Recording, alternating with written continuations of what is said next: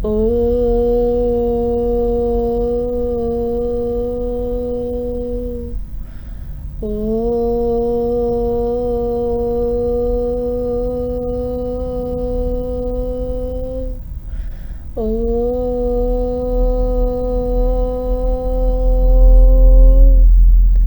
नमस्कार, म प्रेक्षा पराजुले फेरि पनि हजुरको सामु उपस्थित भइ नै सकिसकेको छु।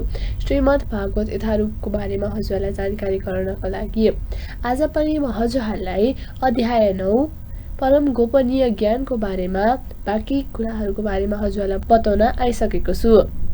अध्याय 9 परम गोपनीय ज्ञान।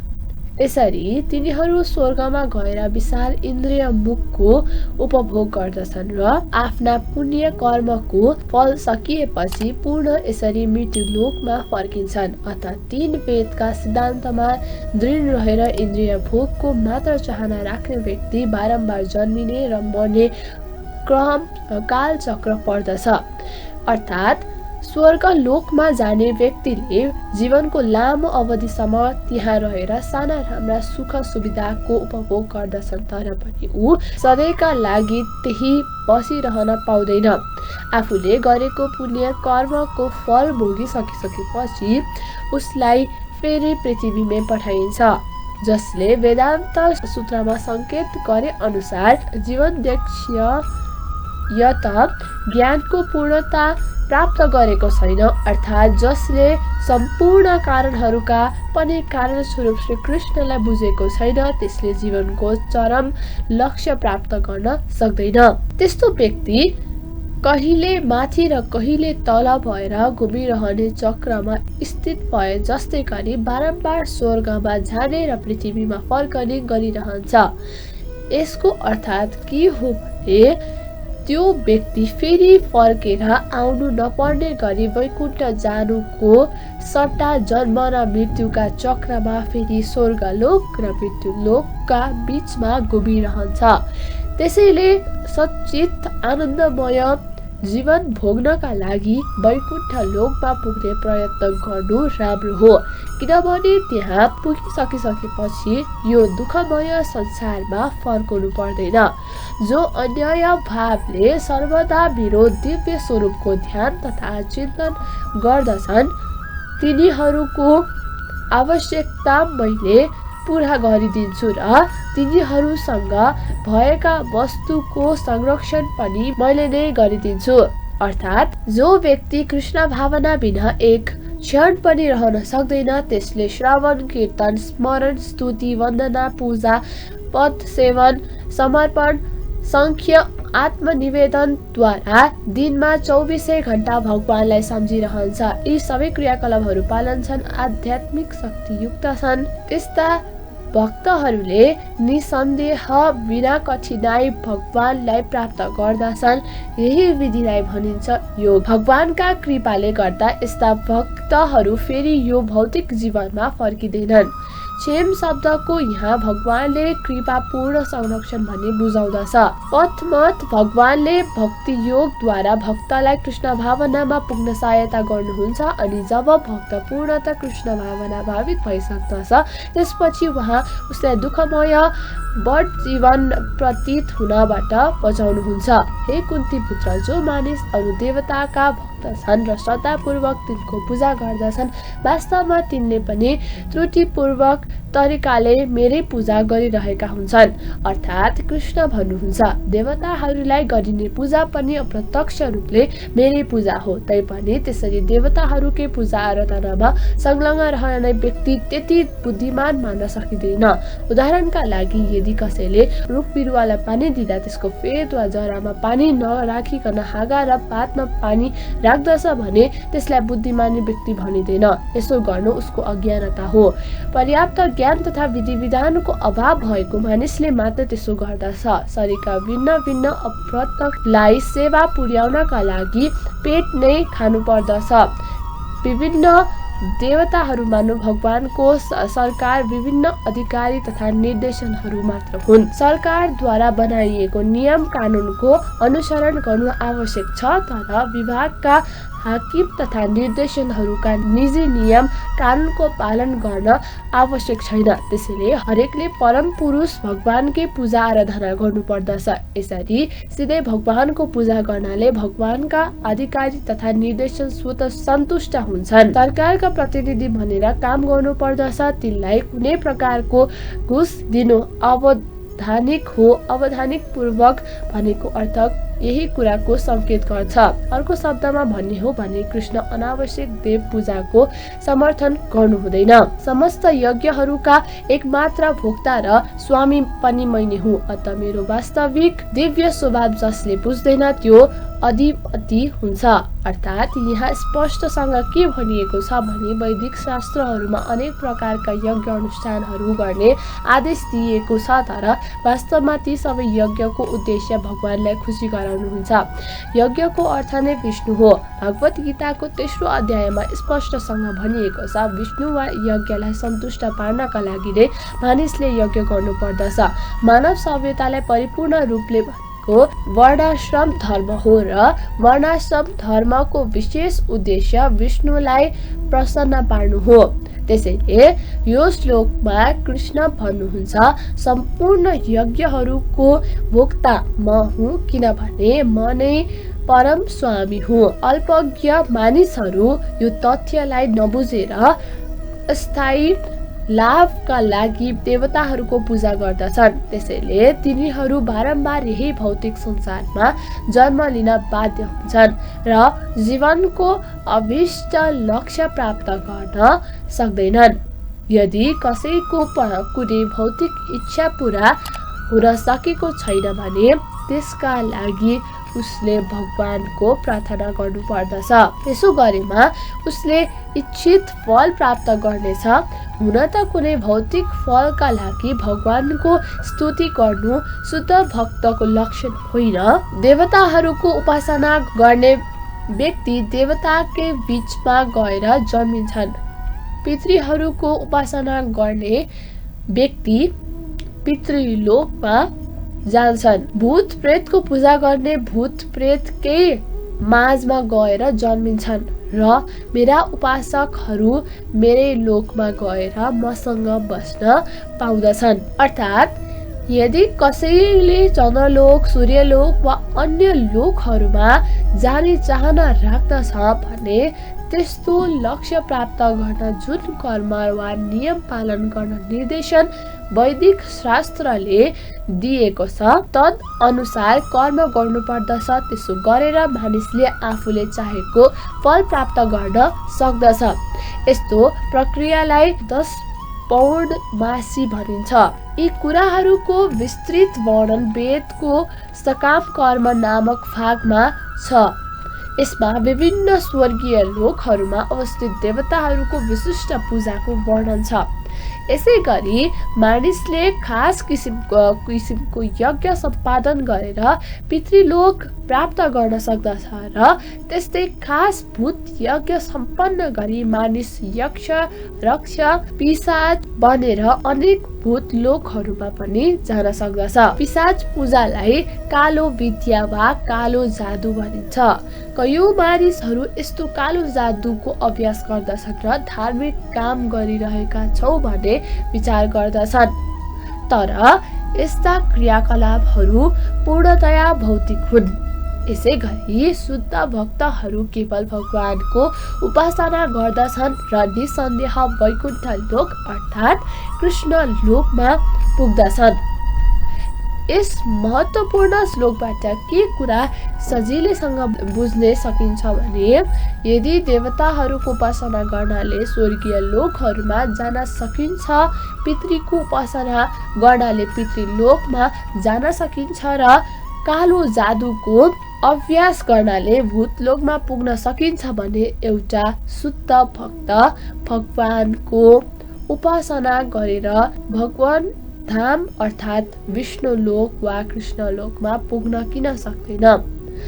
दुर्भाग्यवश धेरै मानिसहरूलाई कृष्ण लोक वा विष्णु लोकका बारेमा कुनै जानकारी नै छैन। त्यसैले तिनीहरूको पतन हुन्छ।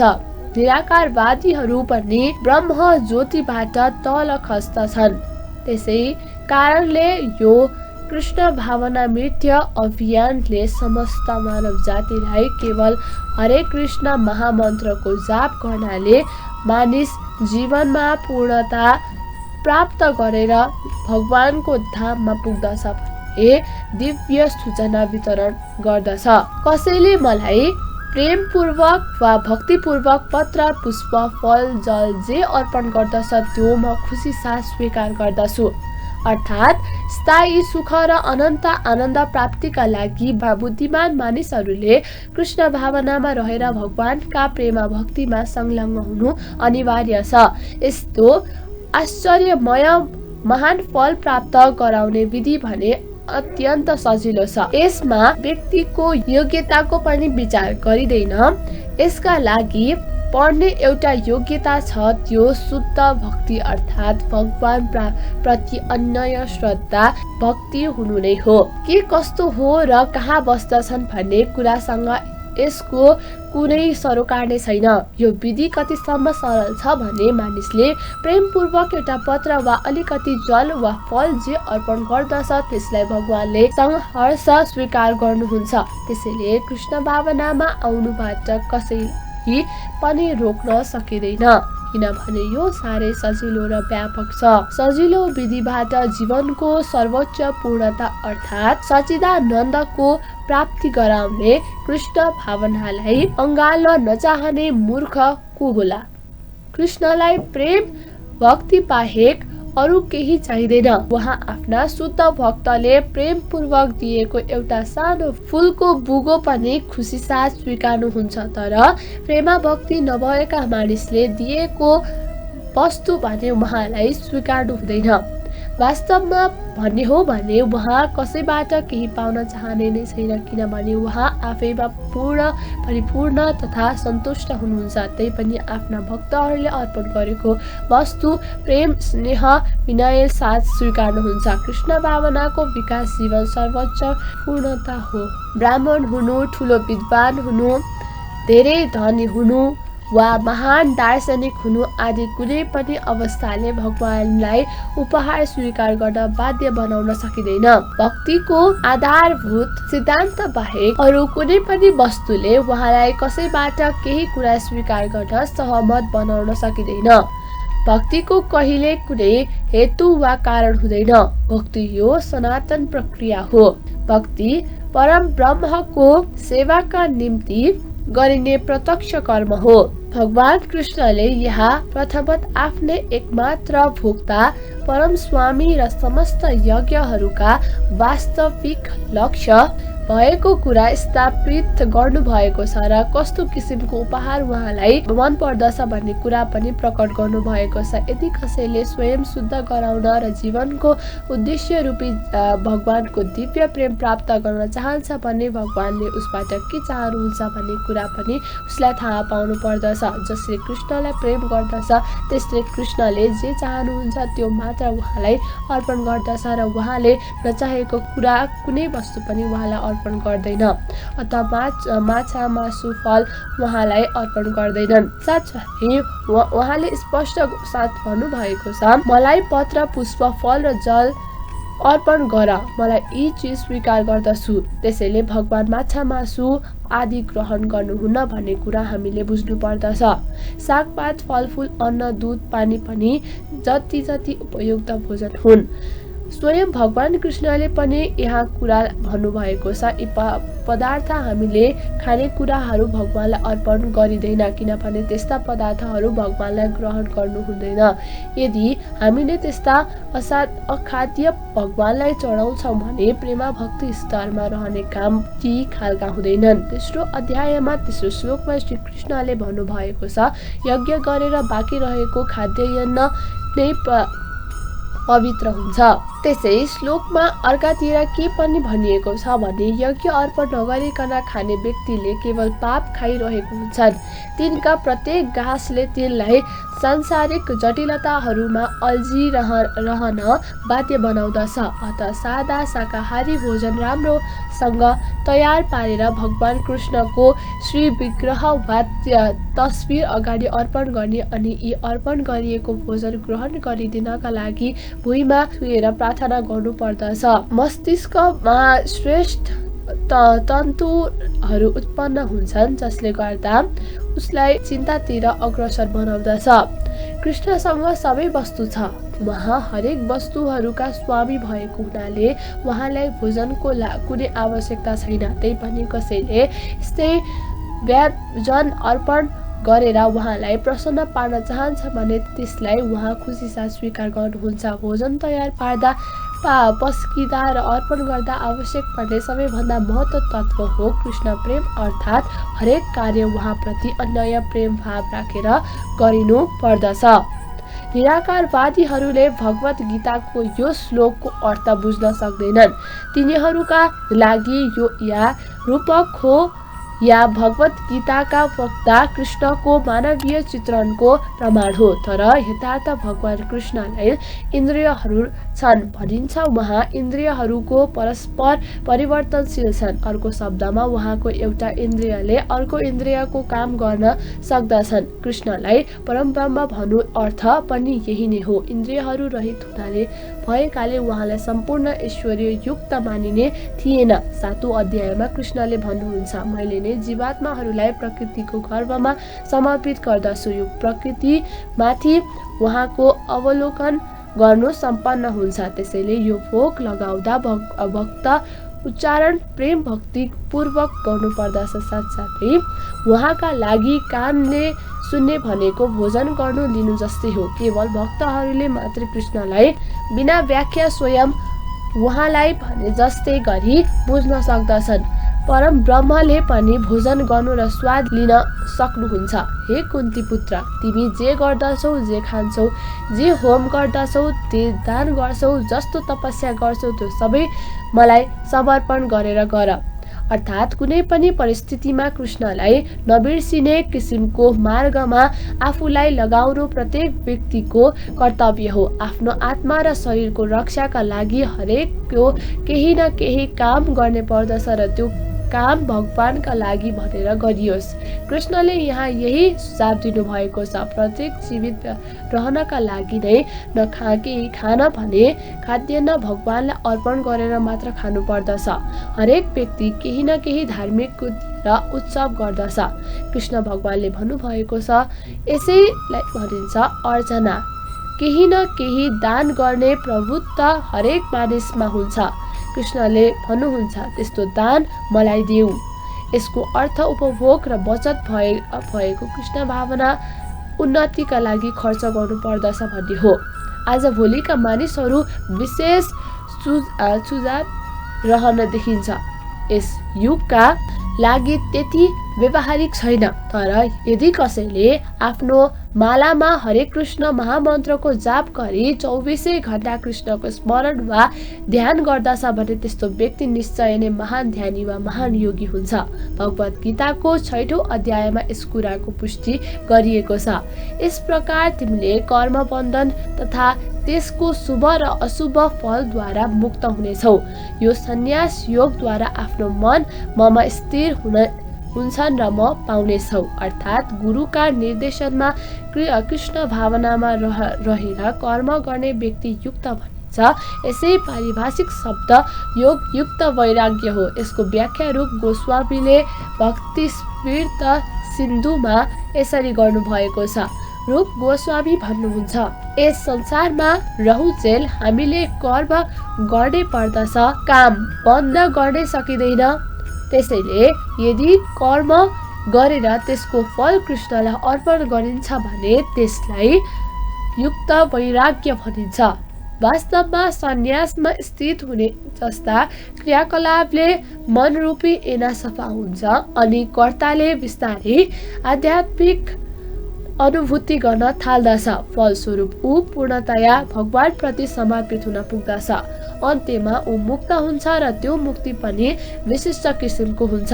त्यो मुक्तिद्वारा ऊ ब्रह्म ज्योतिमा एकाकार हुँदैन, बरु भगवानको धाममा प्रवेश गर्दछ।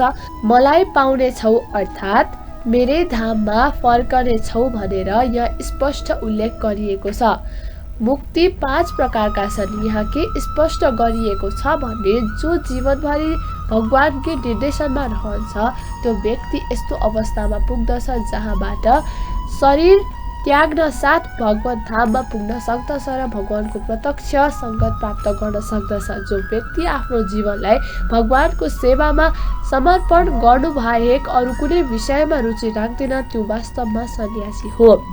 यस्ता व्यक्तिले म आफूलाई सधैँ भगवानकै इच्छामा निर्भर रहने उहाँकै शाश्वत सेवक सम्झिन्छन्। अत उसले जे गर्दछ भगवानको लाभ निमित्त गर्दछ र जस्ता कामहरू उसमा सम्पन्न हुन्छन् ती भगवानकै सेवाका रूपमा गरिएको हुन्छन्।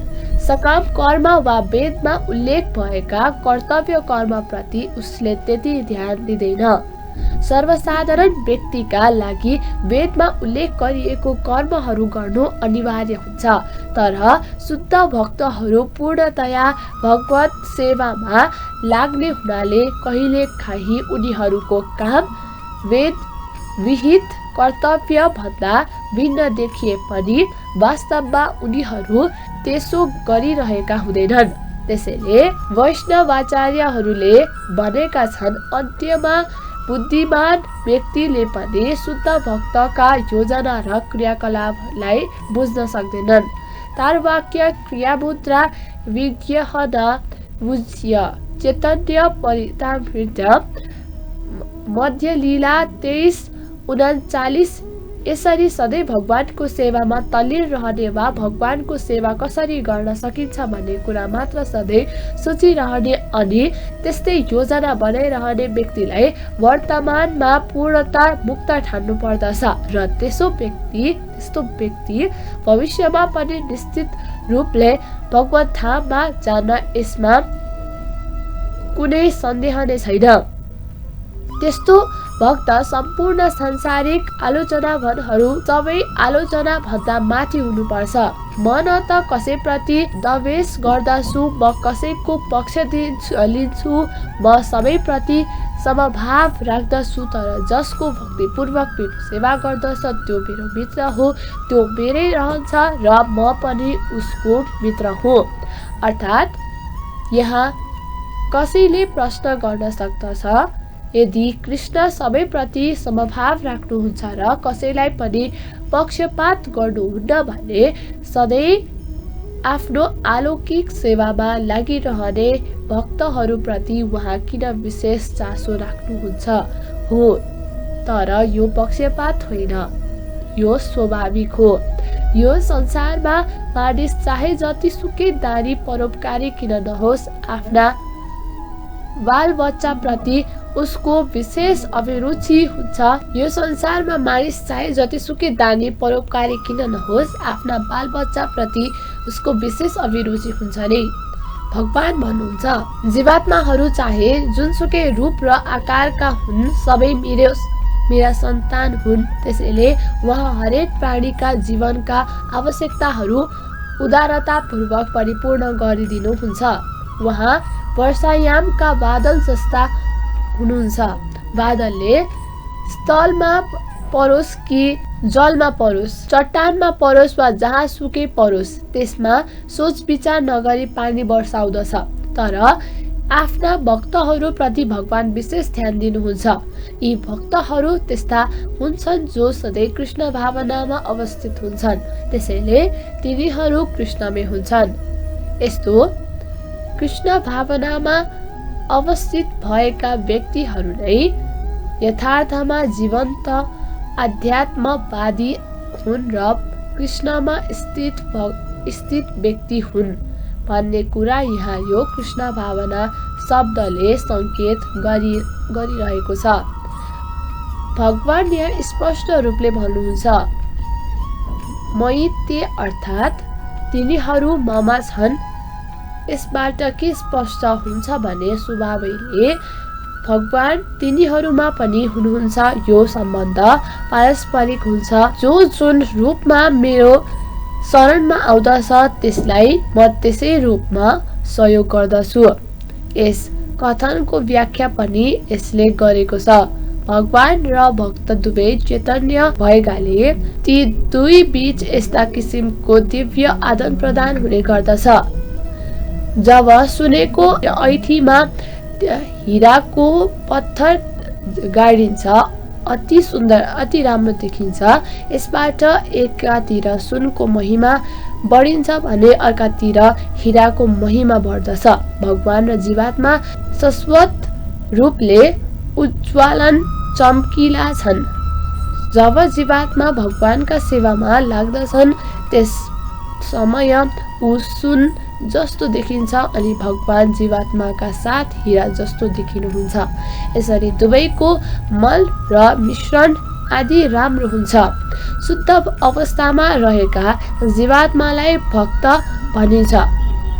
भगवान आफ्ना भक्तका लागि भक्त बन्नुहुन्छ। भक्त र भगवानका बीच यज्ञ किसिमको पारस्परिक सम्बन्ध नहुने भए साकारवादी दर्शन नै हुने थिएन। निराकारवादी दर्शनमा भगवान र भक्त बीच पारस्परिकता नै हुँदैन, तर साकारवादी दर्शनमा त्यस्तो हुन्छ। भगवानलाई कल्पवृक्षको उदाहरण दिँदै प्राय भन्ने गरिन्छ, मानिसले कल्पवृक्ष जस्ता भगवानसँग जे कुराको चाहना गर्दछ भगवानले त्यसको पूर्ति गरिदिनुहुन्छ। तर यहाँ जुन व्याख्या दिएको छ त्यो अझ परिपूर्ण छ। यहाँ भगवानलाई भक्तका पक्षधार हुनुहुन्छ भनिएको छ। यो नै भक्तप्रति भगवानका कृपाको विशिष्ट अभिव्यक्ति हो। भगवानको यस्तो पारस्परिक आदान प्रदानलाई कर्मको नियमभित्र रहेको ठान्नु हुँदैन। यो त त्यो दिव्य अवस्थासँग सम्बन्धित कार्य भक्त र भगवान बीच सम्पन्न हुन्छ। भगवानको भक्तिलाई यो भौतिक जगतको क्रियाकलाप सम्झिनुहुन्न। यो त त्यो आध्यात्मिक जगतको अङ्ग हो जहाँ सञ्चित र आनन्दको प्रधानता हुन्छ। आज मैले हजुरहरूलाई अध्याय 9 परम गोपनीय ज्ञानको बारेमा यस किताबमा रहेका बाँकी कुराहरूको बारेमा मैले हजुरहरूलाई बताएँ। फेरि पनि अर्को एपिसोडमा यहाँ रहेका बाँकी कुराहरूको बारेमा बताउने बाचाको साथमा म प्रेक्षा पराजुली हजुरहरूको माझ बिदा हुन चाहन्छु। हस्त नमस्कार।